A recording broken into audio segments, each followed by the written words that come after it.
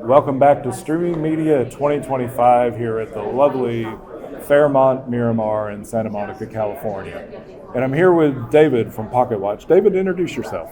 Hi, I'm David Williams. I am the Senior Vice President of Channels at Pocket.watch, responsible for distributing all of our content and making sure our channels are everywhere our audience is. And for those who may not know what Pocket.watch is, can you describe what Pocket.watch is and what you do? Yes, of course. We are the first and largest kids and family creator media company. Okay.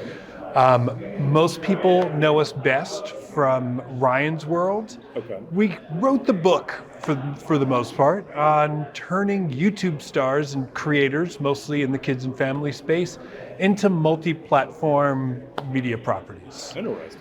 And Ryan of Ryan's World we did a TV show on Nickelodeon that ran 5 seasons, Emmy nominated, a feature film that came out last year, $1 billion at retail across the world, toys at Walmart, Target, and other major retailers, and video games, more to come. And that's kind of the model, is to leverage the popularity of these incredible creators that we see in YouTube and other spaces, and expand their business to bring more products and experiences to the fans who love them.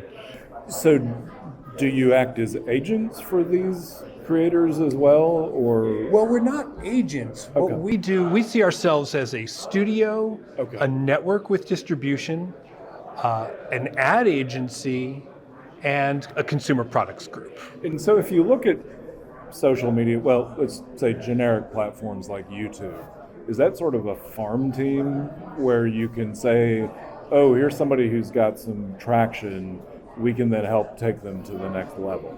Well, sometimes it's a little hard to tell which is the farm and which is the next level. Fair enough. Okay. But in effect, yes. What we say is that YouTube is the most competitive content environment the world has ever seen. Sometimes it's the Hunger Games of content. Fair enough. And the creators who succeed, who rise to the top, are truly like apex predators. And they've risen to the top not because of some fluke or luck or algorithmic hacking. They've risen to the top because they've actually found magic between what they do and an audience who loves them. Okay. Fair enough. It's a far cry from one of my first interviews years ago with the two guys who started YouTube, way before they were purchased, where it was literally, I just want to show my friends what happened at the zoo today. That's right. But to the extent that that's kind of carried forward, what about other social media platforms? So is there a farm team on Facebook or TikTok or Snap or what have you? 100%. It's very interesting, actually. First of all, YouTube is really the only platform that has had this scaled monetization for many years. And it also builds more loyalty than what we've found on other platforms, in the sense that people really select into the content that they watch on YouTube, and then they watch it over time. And we can see very stable levels of kind of popularity and fan enthusiasm over time. And also because it's longer form, the video itself, and it's in landscape mode, Right.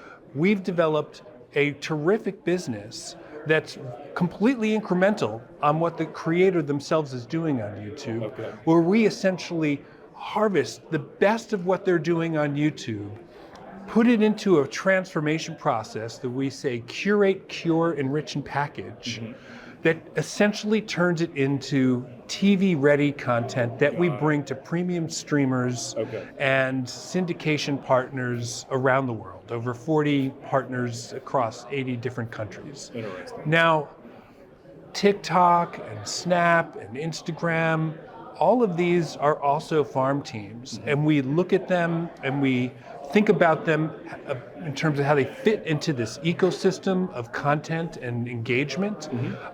But it's much more difficult to kind of monetize at scale, Sure. and to leverage that content to the same degree. And it's less clear the degree to which the brands that emerge from those ecosystems will have resilience over time, the way that we've seen brands that emerged on YouTube. And it's interesting that one of the points you make about YouTube in landscape mode versus on some of those other platforms, the working with a number of high school students, having to tell them to turn the phone sideways.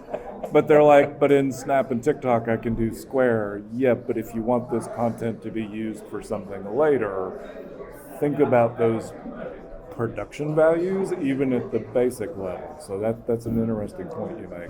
Growth on connected televisions has skyrocketed over the past decade.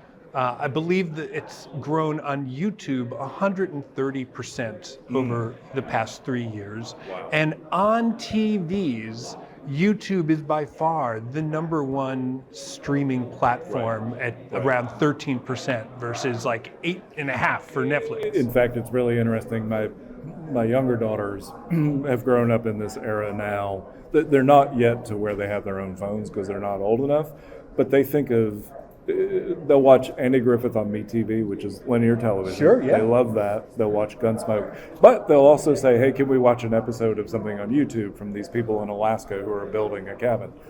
They see no differentiation between those, with the exception of the fact that on the YouTube stuff, they could stop it, go get something to eat, and come back. Where linear TV, I've had to explain to them, that's what commercial breaks are for. Exactly. Interesting. So where do you see the trend going then with both YouTube and these social media platforms in terms of growing this talent base that you're talking about? If we look out a couple of years from now, what's different? I think what's happening within this creator ecosystem is going to increase its dominance, in a sense, and its position within the overall attention pie, if you will. Okay. Look, I think just in the past year, there's been a real dawning on the rest of the industry, what these creators and what this content kind of means to people. For a long time, it was looked at, sometimes I say it's kind of like hip hop, comic books, and rock and roll, right? It emerged from the sort of democratic cauldron, and then the incumbent industry looked at it kind of with a side eye.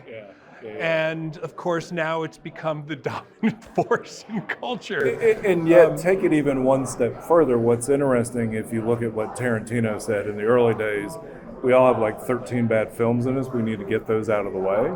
So maybe what's ultimately happened too is you've got creators who have plowed along for years. Yeah. And they've gotten better.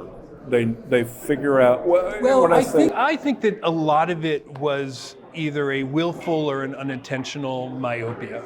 Okay. Honestly, I think at some point there was a tipping point recently. I think Nielsen publishing that data every month in the gauge, yes, and people not being able to avoid seeing that those market share numbers, and recognizing, oh my God, it's not just people on phones watching cats. Right.